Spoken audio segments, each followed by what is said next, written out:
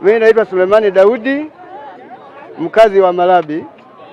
Mimi nilikuwa natoka zangu stendi hapa nakuja huku. Gari imeanza kukosa bodaboda pale kuwagonga.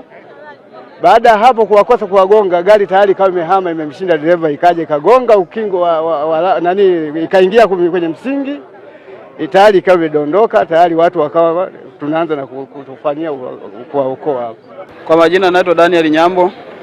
Nimetokea mkoa wa Katavi. Hapa nina wiki moja tu.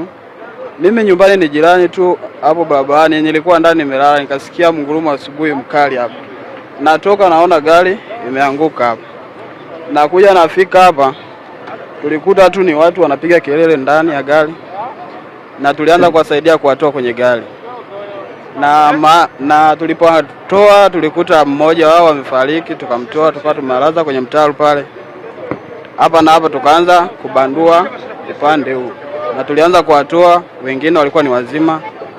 Na gari zilifika na kuanza kuwapeleka hospitali.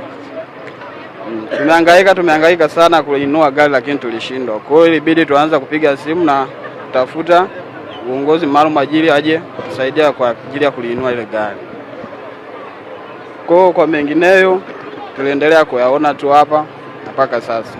Unavyoona eneo la tukio hili ni ajali ni mbaya, maana ajali kubwa imetokea asubuhi. Lakini baada ya kufika eneo la tukio nimejionea mwenyewe na kama nyinyi waandishi wa habari mnavyoona. Lakini nadhani tunatoa huduma, lakini nimewasiliana na mkuu wa usalama barabarani wa mkoa RTO SSP Magayane, yuko hospitalini.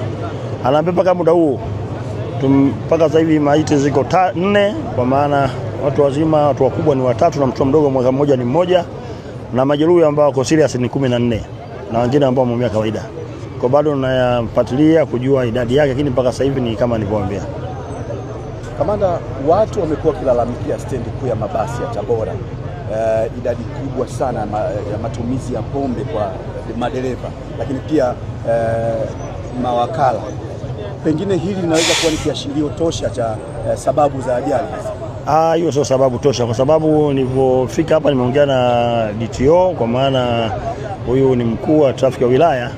Anaambia gari imeondoka, imekaguliwa, na baada ya ukaguzi gari karuhusiwa kuondoka wakiwa abiria wako level city pamoja na dereva katika hali sahihi. Na kama mnavyoona nyinyi wenyewe ni eneo ambalo barabara ilikuwa hakuna mapishano magari zaidi ya kona. Kwa naendelea kufuatilia kujua chanzo kikubwa nini, kwa sababu hata dereva baada ya ajali dereva amekimbia.